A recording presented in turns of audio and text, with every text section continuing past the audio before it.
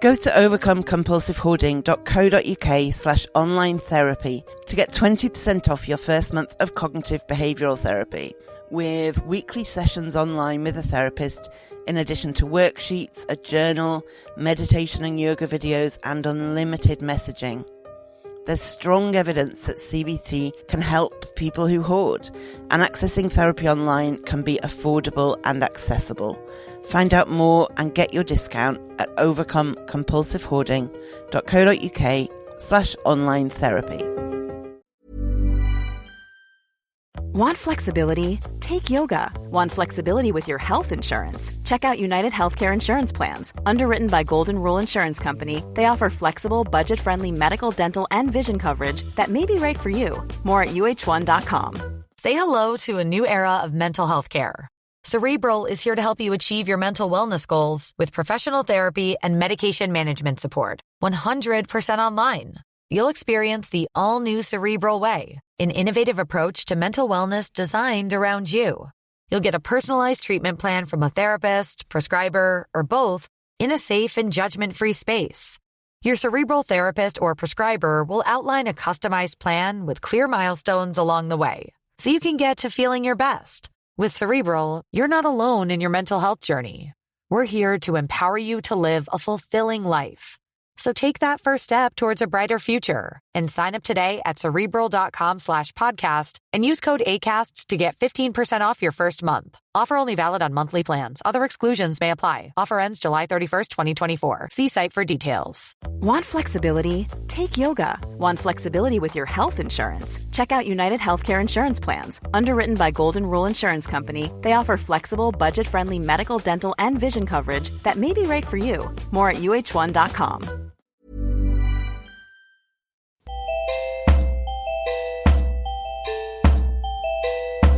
Welcome to the Overcome Compulsive Hoarding with That Hoarder podcast.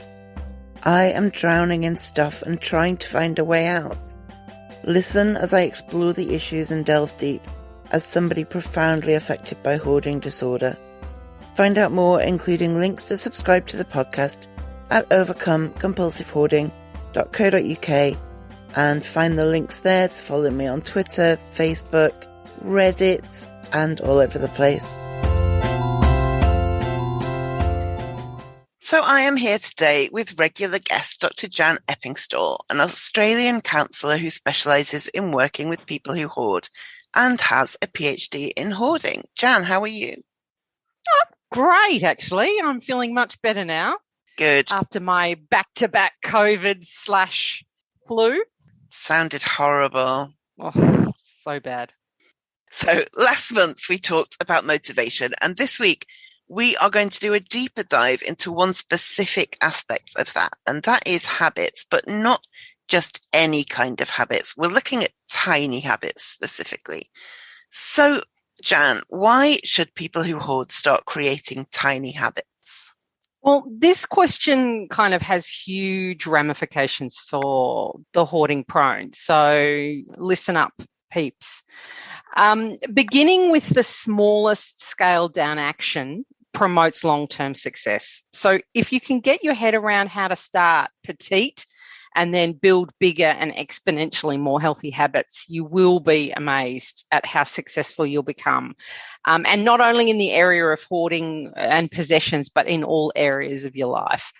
Now, my husband, shout out to Blair, love you, accused me of sounding like Tony Robbins today, but this isn't something, a coach has cooked up over brunch on Sunday morning and kind of monetized it on Monday. It's based on behavior research. So we're not just spruiking some cultish type stuff.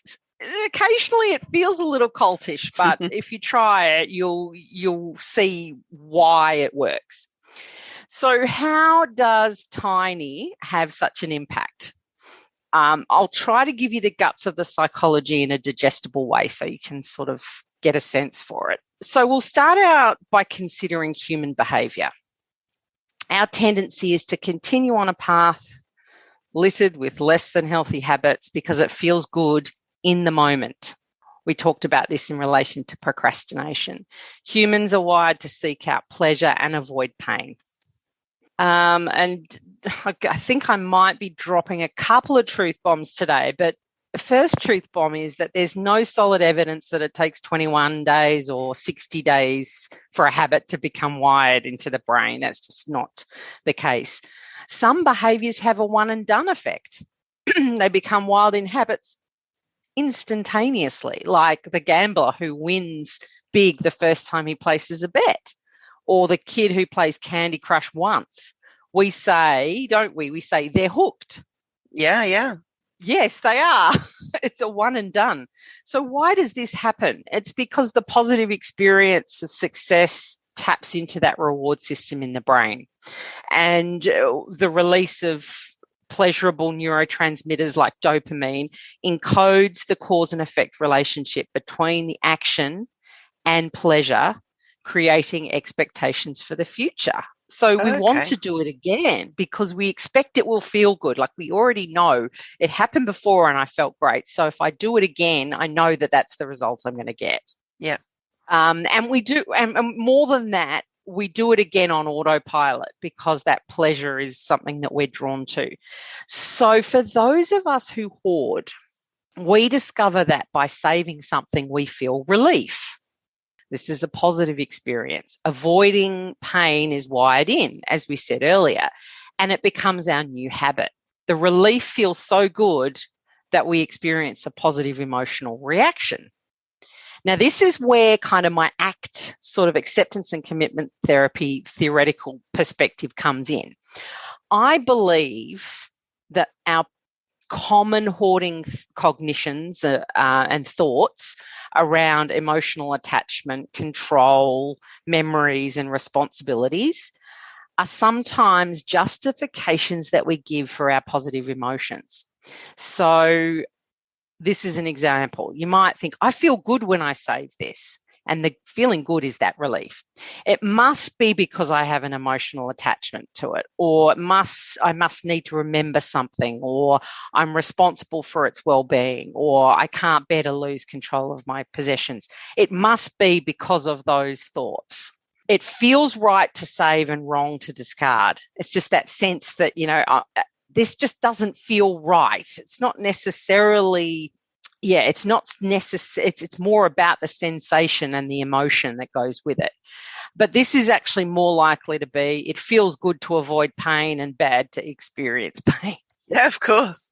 So we're doing that avoidance stuff, and it's because we get the sense of relief by avoiding making that decision. Yeah. And acquiring's the same. When I feel down, a reliable way to improve my mood is by acquiring more. Yeah. We seek out a dopamine hit. I mean, retail therapy isn't called that for larks. It's because we do it to boost our mood. So this kind of reframes saving a little bit. In many instances, I feel, and I don't have the solid evidence yet to back this up, but in many instances, it's not some deep-seated kind of emotionally ambiguous knot of feelings that we need to methodically unpick. It may have started out that way initially, but often we keep saving because it's a habit we've formed to feel relief. Yeah. So what if we could kind of do something else to feel good instead of saving? Something that would make us feel, give us that boost of dopamine. And this is where, I think I mentioned it last time, BJ Fogg in his book Tiny Habits kind of helps us out. I do highly recommend you buy the book and kind of read it cover to cover, and also check out his website, which is just tinyhabits.com, because he's got a 5-day free, it's a free program over 5 days, which kind of helps you get started and gives you some of the stuff that I'll talk about today in more detail. And I do want to say I'm not being paid to endorse BJ's work at all, but I've really found it helpful in my own life, and I feel like I kind of want to pay it forward. Yeah. But yeah, it's that's some of my thoughts on this whole tiny and the habit creation around hoarding, and why people should think about starting tiny. I would also recommend at this point James Clear's book, Atomic Habits. Yes. He talks in quite some depth about starting small, and his thing that we discussed this before. It was read the book years ago and you reminded me of it recently, and you were talking about the 2-minute habit thing. Yes. You should be able to shrink any new habit down to 2 minutes and start there. And it's something I've started applying. We've talked about how I have shifted, at least some of the time, from, instead of putting rubbish bags that are ready to go out behind the front door, I open the front door and put them 1 foot further out, which is a small change, but the result is that in reality what I'm doing is I'm opening the front door and thinking, well, I'm this far, I may as well put it in the big bin, that kind of thing. So it's that kind of approach, isn't it, that we don't have to take enormous pieces of action. In fact, there are many benefits from taking tiny pieces of action. And one of the ways that it can be useful, I think, is that a lot of people who hoard also experience other conditions like depression that can really get in the way of being motivated and taking any action at all. So if somebody's really struggling, what kind of tiny steps can they take that can start to help? Yeah, I think one of the interesting things is right now we don't have any evidence as to the kind of directionality between hoarding and depression. Yeah. So is the person depressed and therefore hoarding is the result, or does the person hoard and depression result? Yeah. I mean, it's probably idiosyncratic. So regardless, we to begin to deal with our situation and change, we need some way to feel successful, because success feels good. And as we talked about last time, we change best when we feel good. We do things when we feel good, and we feel better when we're successful. So that's kind of the most important thing to think about if you do suffer from depression or have other kinds of co-occurring disorders. But one of the first things you can do to kind of propel yourself forward and kind of begin to claw your way out of that hole is to start viewing your circumstances kind of as a research project. And I know we've talked about this before, coming from that perspective of curiosity, which we know is kind of my favorite word. But it's that whole changing that perspective, and rather than being consumed by it, stepping out of it and being detached from it and looking at it as a project to be a problem to be solved, but a project to be worked on. And size, another truth bomb, size of the behavior doesn't matter to the brain. The brain doesn't care if you did a tiny thing or a massive thing. It's our inner voice that kind of makes that judgment about size and achievement.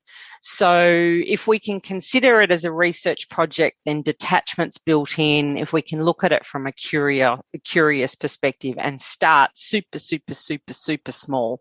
And we'll talk about that in a sec, just that how to go about making it small is part of the trick. So there's a difference between taking one tiny step and creating a tiny ongoing habit. Now, I would say that both are better than taking no action at all, but how can people make sure that the tiny thing they want to do becomes a habit rather than just being a one-off? Yeah. So some things are one and done, like some things are one and done actions that, might be calling and booking a skip or a hard rubbish collection. A tiny step might be buying bin liners, or dare I say it, perhaps locating the multiple rolls of bin liners hiding around the house. Once you've found those, done. And another tiny step might be putting one roll in each room and opening one bag up, ready for the next, for the actual habit. So that's done. These are all those kind of tiny setup steps before you can actually start developing a tiny habit. Yeah. Because, of course, if we stop there, we're unlikely to make progress. But the goal is to wire in these habits so they happen on autopilot every time we're prompted. And how do we do that? We work in a specific way. So what exactly is a tiny habit? It includes 3 parts. The first part is an anchor moment, which is like an existing routine that you do already on autopilot, like brushing your teeth or going to the loo, that reminds you to do that new behaviour. The second part of it is a simple tiny version of a new aspirational behavior that you want to start doing. So, for example, I want to improve my core strength. What's a tiny version of that? Doing 2 sit-ups. I want to run a half marathon. What can I do that's tiny? Putting on my runners. I want to write a book about hoarding. What can I do that's tiny? Write 1 sentence. You do that tiny, tiny step, and immediately after you've done that tiny step, something else has to occur, the third thing, which is a celebration after the habit has occurred. So you've got anchor moment, behavior, celebration, ABC. Okay. Now, the reason you do celebration, and this is where it comes unstuck for some people because they don't feel like it's anything to celebrate. They kind of go, oh, that's all a bit lame. You know, it might be just a big smile, or you might bow gracefully to yourself or give yourself a double thumbs up or a fist bump or something. Or imagine your favorite teacher saying, good job, or, you know, something like that, or even pat yourself on the back, literally. But your celebration is key because that gives you the sense of success and that positive emotion. It must be something that kind of suits your personality because, you know, I'm telling my kids, you need to go, woohoo. I'm like, yeah, get over it, Mum. That's just so freaking lame. Why are you doing that? But it's still non-negotiable. It has to give you that sense of success so that that dopamine hit will follow and then propel you forward and wire it in. So, you know, I always remember my dad always used to say, oh, we're not rah-rah people. And we feel kind of uncomfortable celebrating our wins, but finding something, and it can just be that internal thought celebration. But I actually had a client who might be listening to this, but she liked the idea of the button that you could press that would give you in instant praise. I don't know if you've seen those, and it goes, way to go, or the crowd cheering, or you're a superstar, or something. I love that. And in fact, they do exist. My mother-in-law has one. So, you know, if that's what you need to give yourself that celebration, hop down to the $2 shop. I'm sure they'll be there, and pop one in your pocket for every time you do something. I bet there are phone apps as well. I bet you there are. It's important for it to be really soon afterwards. It's that feeling, that uplifting, that little bit of dopamine that will connect and make these things wire in. So for me, as an example, after I finish my crunches each night, I do a kind of little scissor flip to get up, and I say just quietly to myself, yeah. And I kind of feel like a bit of a winner because not only have I done my crunches, but I've kind of also executed a perfect dismount from my exercise routine, which consists literally of 2 minutes of crunches. However, you know, it's 2 minutes more than if you were doing them. Yeah. And the reason why the initial habit should be so tiny is that if we ever kind of fall off the wagon, if we get sick, we get injured, this is the thing that always trips me up. We have to go away or whatever.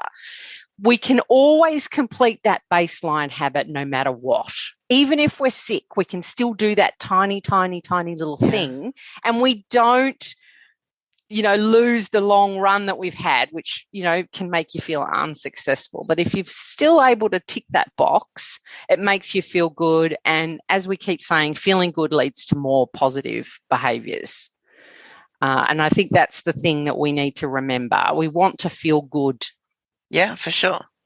So people often have a big, lofty goal, you know, de-hoard my entire house or clear out all of my kitchen. So how do you get from a big goal like that to a tiny habit to choose? How do you narrow down something so vast into one small thing? Yeah, and it is overwhelming for people. They think that, and that's the place where they stop. They go, I've got this aspiration, but I can't take it any further. So what I kind of think works quite well is choosing that big aspiration, de-hoarding your house, cooking a meal for your family, or even I want to have a friend over for coffee and feel, comfortable inviting them in. So imagine that you have a magic wand and you can make yourself do any behavior. What would those behaviors be? So use that magic wand, brainstorm it out on a piece of paper or in a notebook. It doesn't really matter where you do that, but I do suggest writing them down and come up with 10 behaviors that you could actually do that would move you towards that aspiration. So you've got your aspiration, de-hoard my house, and then you've got a bunch of behaviors, 10 behaviors that you could possibly do. Look at those 10 behaviors and put a star next to 4 to 5 that you think would be really effective at reaching that aspiration. And then circle any of those effective behaviors that you can realistically see yourself doing. It has to be something that you can realistically imagine that can be done. So those with an asterisk and a circle are the behavior. That's the behavior to start with. And usually there's one that pops up and you go, yes, I really think if I think about that, I think that's something I could do, and it would be moving in the right direction. So for many people listening, that behavior is probably going to have something to do with discarding, I would guess, or not acquiring. But it might also have to do with eating more healthfully, or like me, taking better care of my aging body. So it could be anything like that. And last time we talked, we discussed motivation and kind of how fickle that is. Yeah. So we're going to consider the behavior we've selected and not look at motivation, but look at our ability to do it. So we need to work out what is likely to make this behavior hard to do. So if we look at it and go, oh, what is going to get in the way of me doing this? Do I have enough time to do that particular action? Do I have enough money? Am I physically capable of doing it? Does it require a lot of mental energy? And does it fit into my current routine, or do I have to make adjustments? Yeah. So if we go through those time, money, physical capability, mental energy, and routine, we ask ourselves those questions about this one action. Doing this work up front means we're giving ourselves the best chance of being successful. We can still change it down the track. We're still going to iterate. We're still going to make changes, but we give us the best chance of being successful first up, which, some of us are quite quite vulnerable about taking steps. So it's good to make it easy and make yourself successful. So for me, if I use myself as an example, I wanted to do more core exercises because I wanted to build that core muscle so that my back wouldn't hurt so much. And to do those exercises, I needed to get down on the floor.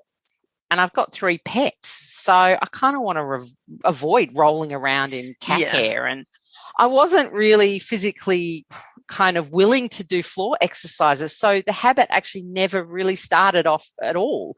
I just would look at the floor and go, no. So I do them on the bed. Yeah. Problem solved. Yeah. It's like, boom. Yeah. And now they're happening.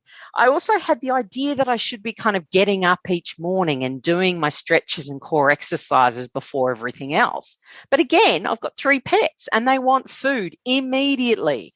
And they're not going to wait for me to do my lame exercises. So I had to look at my routine to see when it would easily fit in. Evenings was perfect. So when I head upstairs at around 9, I'm prompted to do them. All those other links in my ability chain were kind of solid. Like I didn't need mental energy. I didn't have trouble with time or money. I knew I could physically do what I was wanting to do, 2 minutes worth of crunches. So I fixed those couple of things, and that has just changed everything.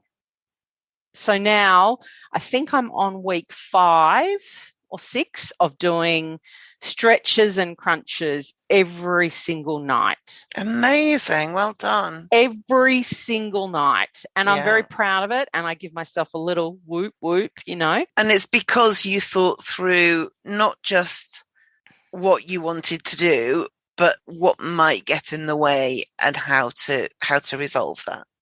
Exactly. And how, and what was making it hard to do. And those were those things that I mentioned. I just had to think a little bit harder. I just had to kind of think a little bit harder about how I could get around that. And it wasn't rocket science, but 10 years I've been attempting. I'm not exaggerating. 10 years I have been attempting to do a few little exercises to improve my core strength. Yeah. So, you know, the other thing to remember, as I mentioned earlier, doing that, you know, asking ourselves those questions means that we're more likely to be successful. But we shouldn't beat ourselves up if we initially pick like a small, tiny starter step that isn't really, you can't really do it or whatever. Lower the bar even further. I mean, we talked about this as well before. We can procrastinate because we perceive something is difficult or beyond our ability. We perceive that, but that may not actually be the case. So try, if it still is, lower the bar further. And again, as hubby, my project manager, hubby preaches, we need to iterate. We need to constantly be looking at how it's working. If the habits, if we're not doing the habit, it's not because we're lazy or stupid. Maybe the recipe or the ABC wasn't right for us. Don't stop there. Just think about what wasn't working. Run through those ability questions again. Lower the bar, make it even smaller. That's how we get there. I remember a while ago trying to incorporate a daily tidying moment, and I remember initially putting it in my calendar so that my computer or my phone would beep, and I put it in for 4:00 every day, and it quickly became apparent that 4:00 was a ridiculous time to try and do it. I was at work. I was usually in the middle of something. It wasn't a good time to take a break. And I think in the past, I would have gone, daily habits don't work. Whereas what I was able to do was go, okay, what's clearly not working here is the time. So let's shift the time and see what happens then. And then, when that didn't quite work, I again established what aspect of it was tripping me up and iterated. That's exactly the word, isn't it? It's just keep on going, okay, well, that bit's right. I'm doing well with that half of it, but the timing's wrong, or the place is wrong, or the length of time I want to do it for is wrong.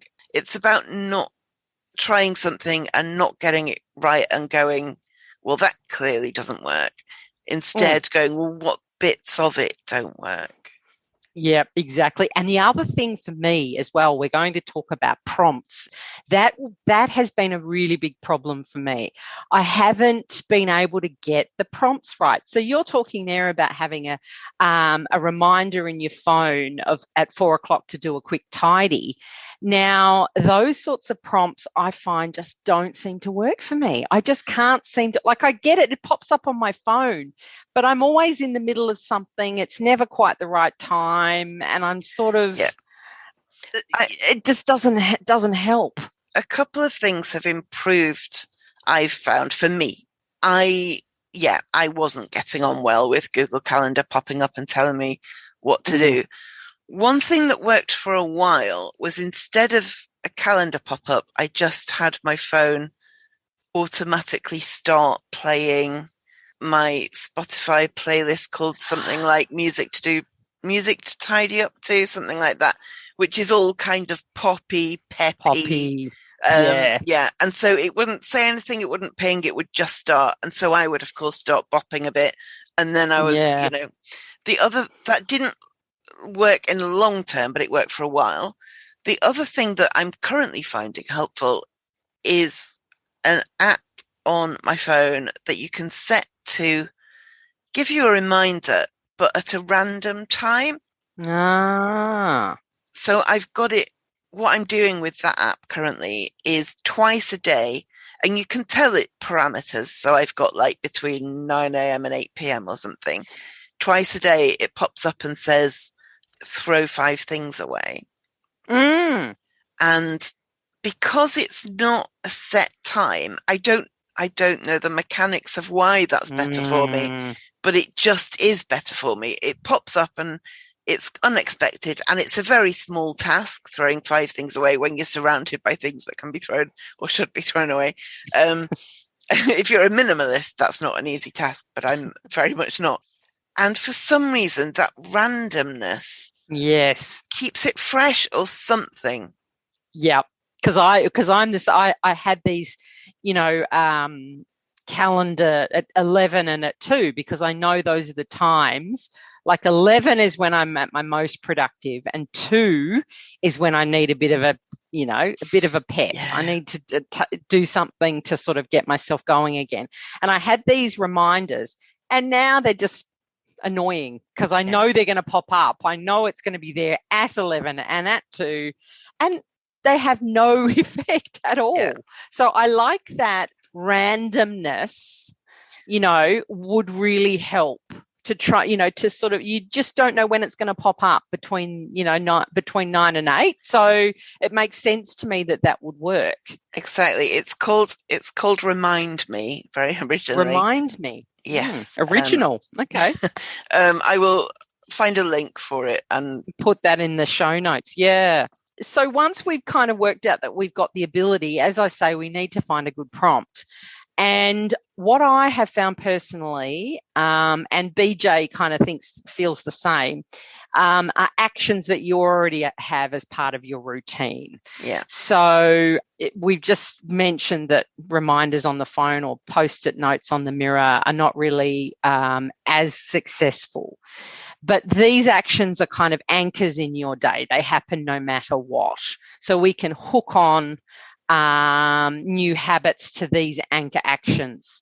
And also, I think I mentioned last time, remember that our routines are more predictable in the morning because the day can run away with us. I was trying to do that with my exercises, but I needed to change it up because I had other routines that couldn't change, like pets, etc. We want to create kind of a recipe for this, this ABC. Some people like to write it on an index card. I have a habit tracker in my bullet journal, like whatever floats your boat, however you want to do it. But a recipe kind of sounds something like, we'll start with an after I usually sentence, after I walk into my bedroom for the night, and make this as specific as you can, rather than at the end of the day or after I brush my teeth. It needs to be something quite specific. I will lie on my bed and complete 2 minutes of crunches. So after and then I will. And to wire the habit into my brain, I will immediately do a scissor flip and say, yay, smile or something, whatever is your celebration. The other thing that he talks about is making sure that you attempt to match the physical locations for the habits, for your anchor and your new habit. So turning on the shower should prompt something you can do in the bathroom, flossing or stretching or putting away items off the bench. And it's also good, which I like as well and makes sense to me completely, is matching the theme of the anchor.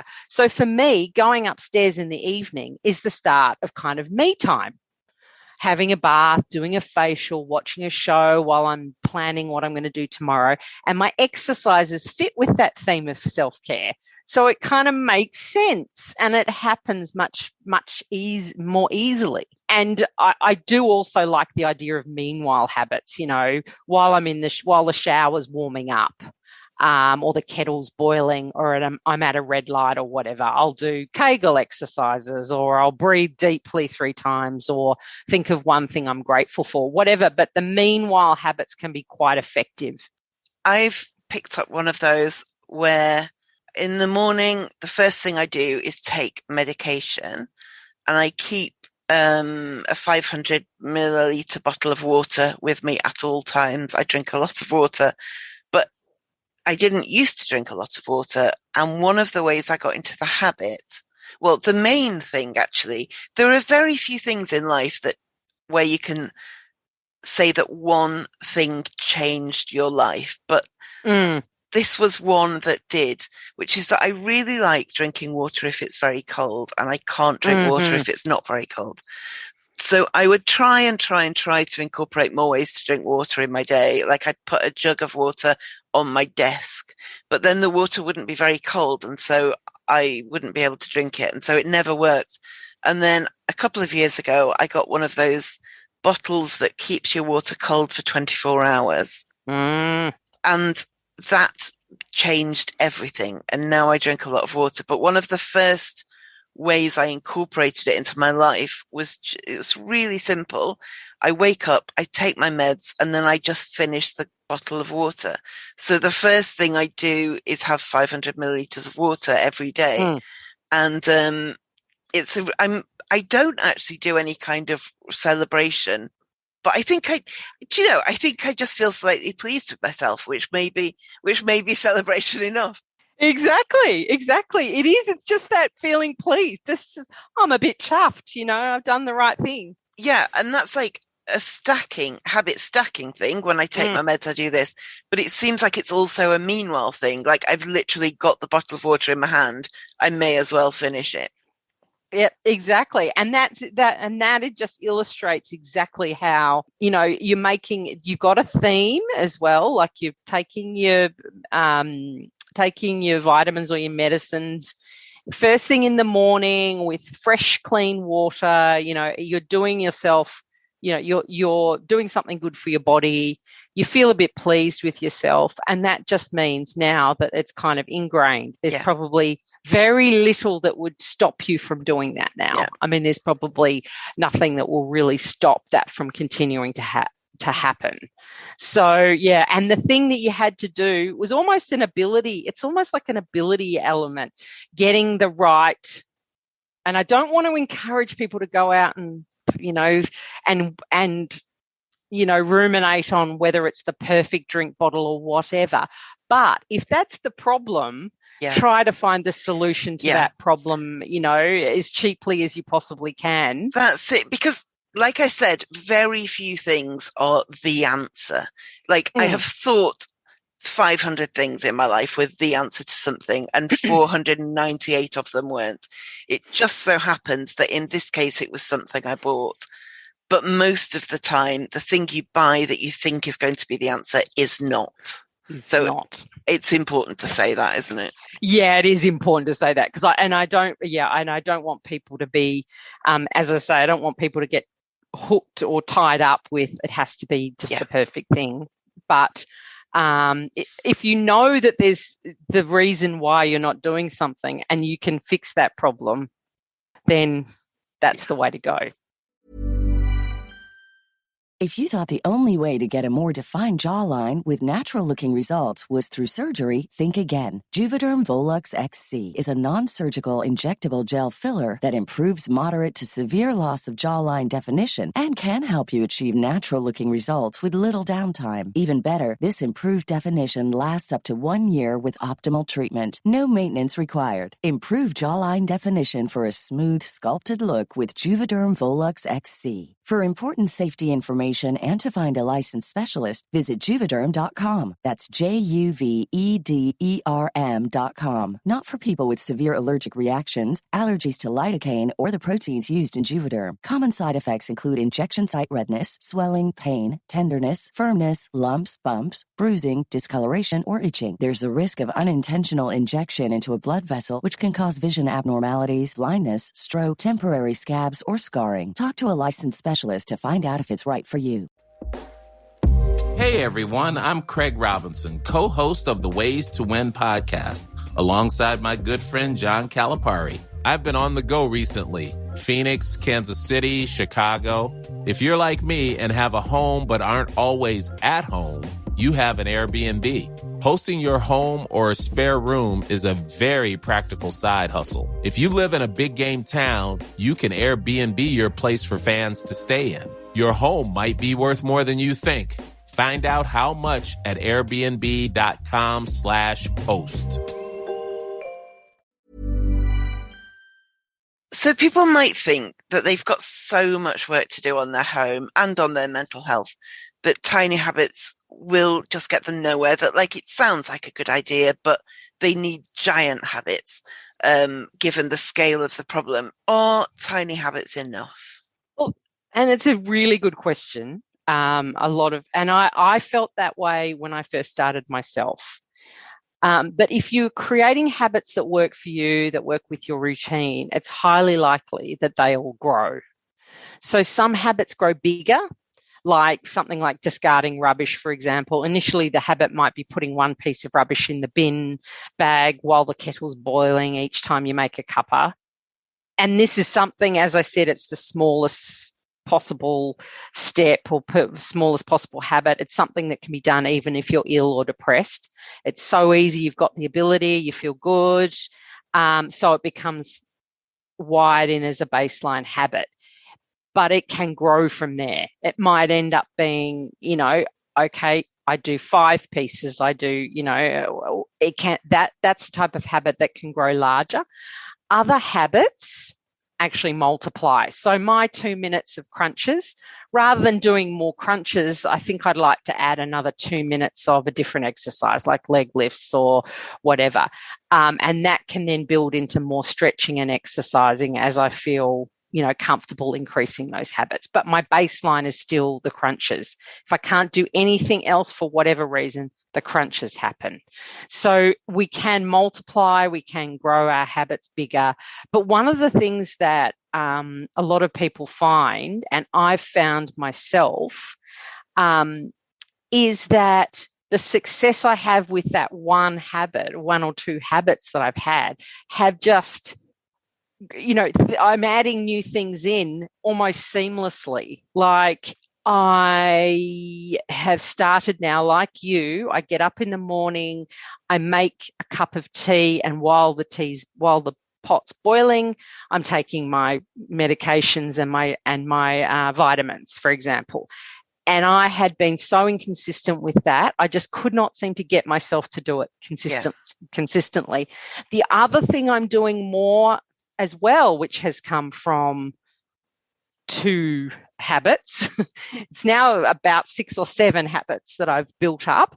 But one of them is clearing the bench after everyone's gone to work and had their breakfast, wiping down the bench top. Because what I was finding is that if the bench is cluttered, I tend to make poor eating choices when I come downstairs. Whatever's there, the kids have got their Nutella, they've got their, crappy cereals piled on.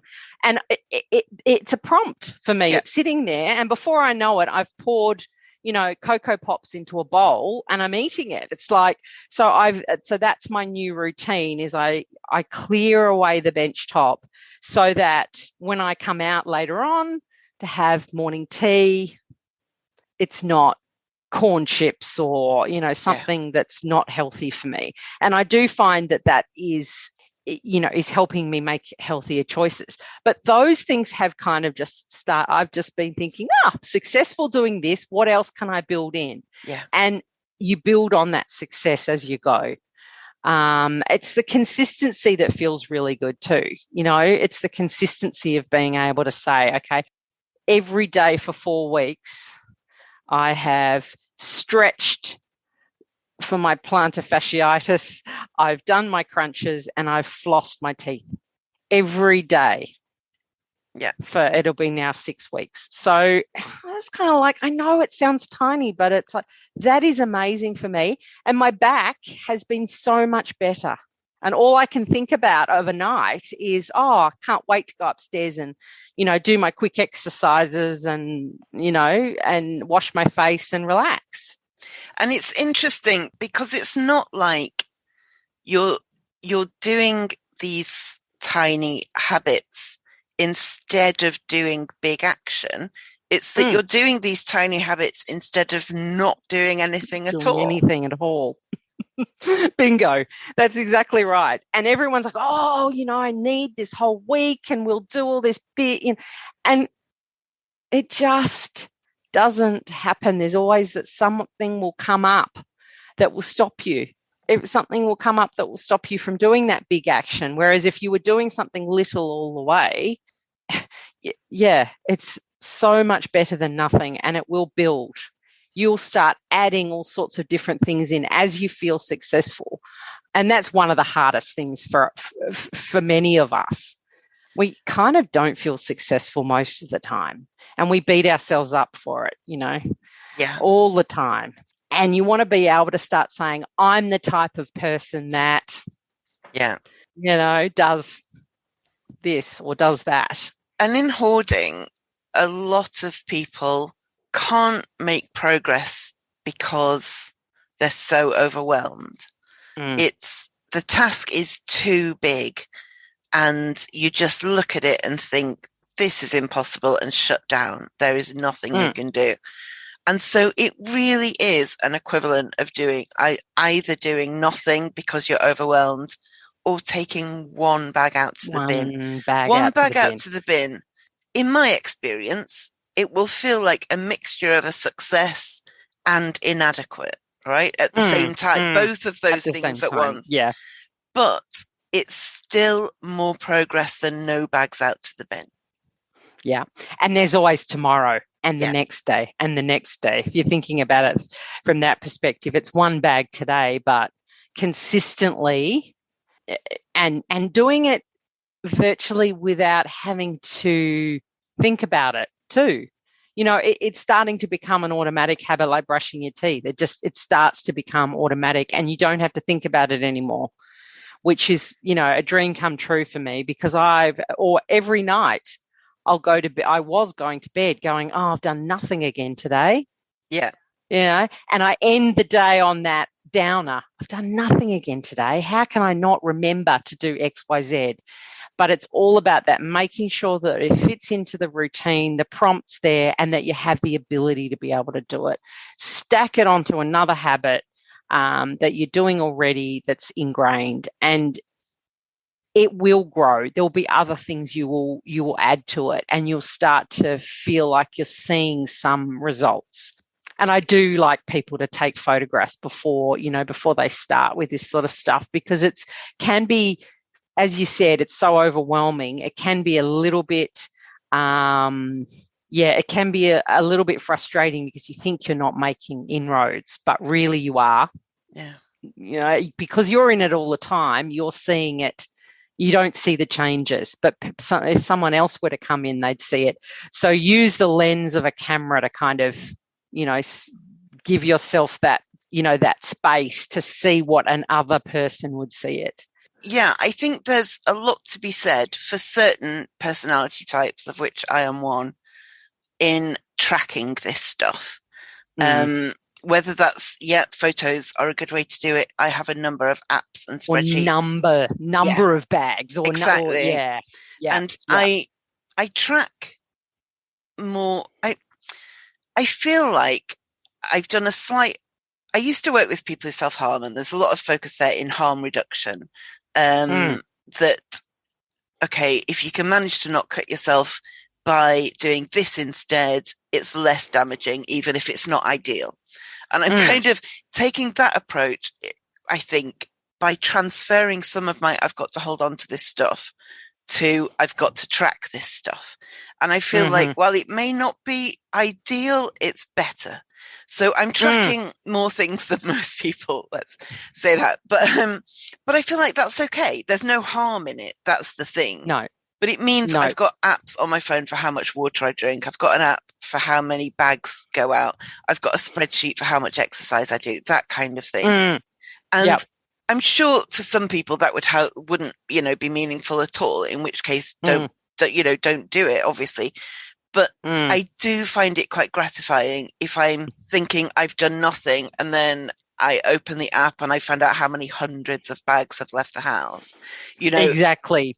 Yeah. And that's kind of for you part of your little celebration in a way. Yes. And that for me as well. I've got multiple trackers. Yeah. I'm the same as you. I'm constantly ticking off boxes, and there is something quite gratifying in that for me. So it's working out what floats your boat. I feel very, very pleased with myself when I see ticked boxes on every single thing for weeks on end and not seeing any dashes where I didn't do it. Yeah. It's like, that is like, yes, I could probably do a fist bump for that. I think I could. I could probably do a bit of a dance. And it pushes me. One of the things, because I track how many bags go out on my phone, and then once a week update a spreadsheet, and I've got graphs and everything. And there are times, cool. I know, there are times I'm thinking, I can't take any rubbish out. And then I'm just too tired. I'm not in the mood. I'm whatever. And then I think, but then the spreadsheet won't look good when I update it. And it can push me to do it. I don't want a 0 on the spreadsheet for the week. That would be really disheartening. And so it can be an encouragement that pushes me. Me too. I don't like seeing a little dash. It's like, no, I'll do whatever I can to do that. Got to keep the streak going. Yeah. Yeah.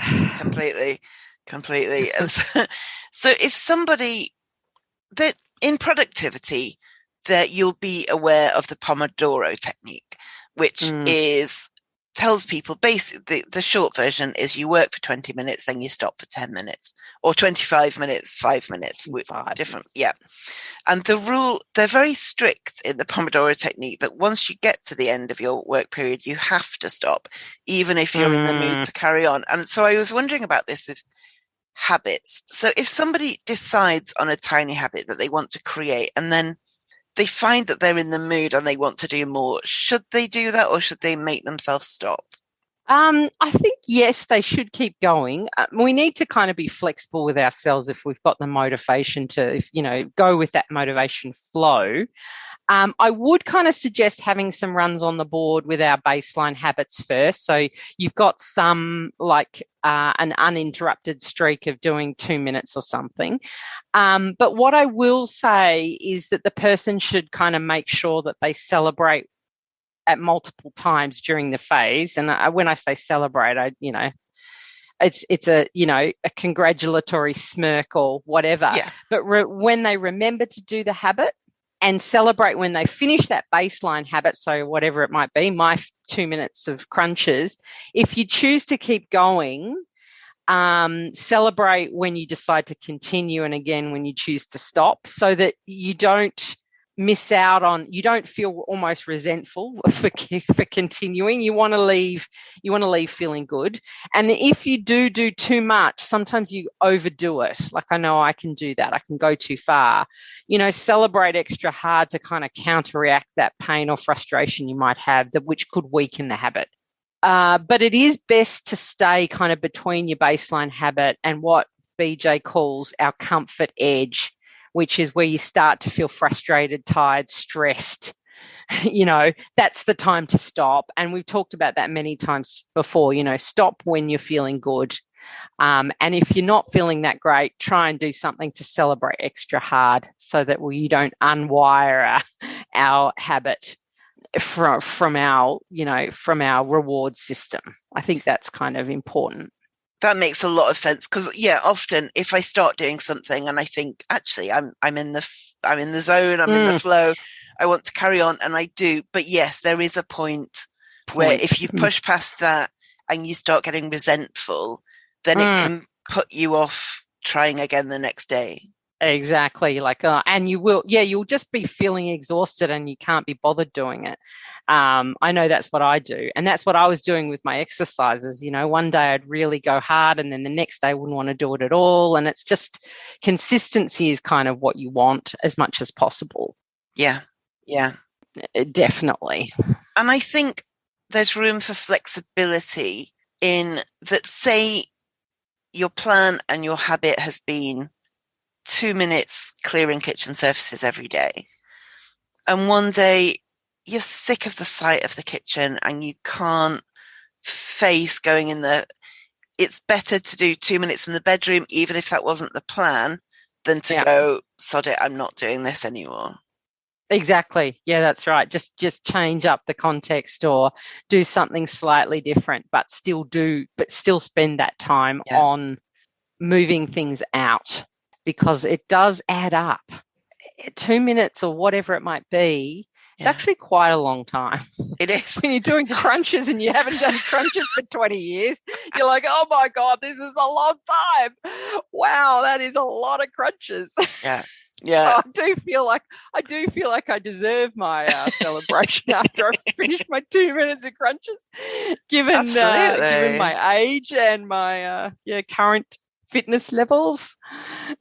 Yeah, totally. And if tonight you go, I've done crunches for 6 weeks, I can't face another crunch, I'm gonna do something else. It's not going, sod it, I don't exercise anymore. It's saying, okay, let's do a leg exercise, let's do a arm exercise, or something. Yeah, exactly. I just think that if that started to wire in, it doesn't really, it's not that you're not doing it. You're just changing it up a bit to keep it fresh, And so, as with every approach we discuss, tiny habits are one tool in a person's toolbox. Like water bottles aren't the answer to everything for everybody. It's one thing. And so every listener's toolbox will be made up with other tips and tricks and techniques. Are there any tasks that are better suited to tiny habits, or tasks that don't suit tiny habits very well? Yeah, it's a good question. And I kind of grappled with this because I thought initially, well, yes, there will be some that are more suited to others. And I think behaviours that we want to repeat consistently and we don't want to actually think about it. We don't want to have some cognitive, interaction with the idea. They're suitable. And anything that kind of requires intention and attention is probably not great for tiny habits. But having said that, using kind of the process can get you to the point where you can then engage in deep work, whether that be writing or meditating or, by using an effective prompt. So it kind of suits most behaviours to get you started, to get you to actually take action on those things. I think it does work really well. And so maybe if a task doesn't seem to be suited for a tiny habit, you haven't broken it down enough, or you haven't reframed it enough, something like that. Yeah, something like that. Yeah, because I do feel with work projects and things like that, the tiny habit for me is writing down the very next tiny little action I can take on that project. Yeah. And then those are the first things I tackle when I sit down at my desk. So that's when I sit down at my desk, I tackle those things. And so that's starting to it's the start of it is a tiny habit. Yeah. Maybe not what I do, but it's the actual process of completing those very next actions to move those projects along, which is kind of one of the things that a lot of us have trouble with. We do a lot of busy work. We talked about that, I think, previously when we were discussing that whole, whether it's urgent or, important and I think we do a lot of the stuff that seems urgent, but it's not important. So trying to push those things that are, going to actually take you steps towards your goal need to start moving, bumped up the list. They need to be kind of moved to the top of the list so that you tick those off first. And I have been finding that successful as well for me in the past 6 weeks. I came across the idea of tiny habits in the late 90s, before they were called tiny habits, in books by a woman whose author name was Sark, S-A-R-K. And she wrote these gloriously beautiful books called things like The Bodacious Book of Succulence, which obviously I can't not buy a book called The Bodacious Book of Succulence. And she called them micro movements. Yes. And if you can't do the thing, take just a micro movement towards it. I love that she got there first, and now the men have theorized it. Yeah, I know. So micro movements. Yeah, I will look up whether Sark's books are still in publication, because if they are, honestly, they're beautiful. They're colourful and all kind of handwritten and just gorgeous. Oh, how gorgeous. Oh, that's awesome. In just 1 second, I'll give you my top tip of the week. In the meantime, please do subscribe to the podcast, review it, 5 stars would be amazing, and share it with your friends or anyone who might be interested or who might benefit from it. It all really helps. To find more ways to support the website, the podcast, and my overall de-hoarding project, go to overcomecompulsivehoarding.co.uk/support. Now, back to your top tip. So this week's top tip is also coming from Jan. Jan, go ahead. Okay, my top tip today is how to hotwire habits quickly. To wire a habit in super fast or to help you to remember to do it, try rehearsing the anchor behavior celebration 7 to 10 times in a row. It kind of sounds a little bit stupid. We all thought writing down what we were grateful for was dumb too, for a start, until we tried it daily. So say you want to pick up your dinner plate and put it in the dishwasher every time you eat a meal. So go and sit in your chair with a plate, pick up the plate, stand up, walk into the kitchen, put it in the dishwasher and celebrate with a fist pump or a hell yes. And then do that again 7 to 10 times. That should wire it in more quickly and you'll be putting your plate in the dishwasher before you know it. So give it a try and let us know how you go. Fantastic. Thank you very much. So if people want to find you online, where can they do so? They can find me all over the place. They can go to my website, stuffology.com.au, or they could maybe hit me up on Instagram at stuff_ology, or Twitter, the same at _ology. Facebook, I think I'm Stuffology Consulting, just to change it up a little bit. And just, Jan at stuffology.com.au if you want to send me an email. I love getting them. And I strongly recommend going to Jan's email and going to Jan's website and signing up for her email list, which is a weekly gem of information. Considering the number of emails I get and ignore, this is one that I open weekly because it is always insightful and useful. And so I strongly recommend that people sign up for that. Thank you. I am bowing. I'm taking my, I'm taking my praise. I'm bowing to everybody. Thank you. No, I'm glad that you do open it. People do open it. People do read it. So yeah. It's given me, the incentive to keep writing. So thank you to everybody who does read it and everybody who comments, who sends me little notes. It's very nice. I like to get feedback.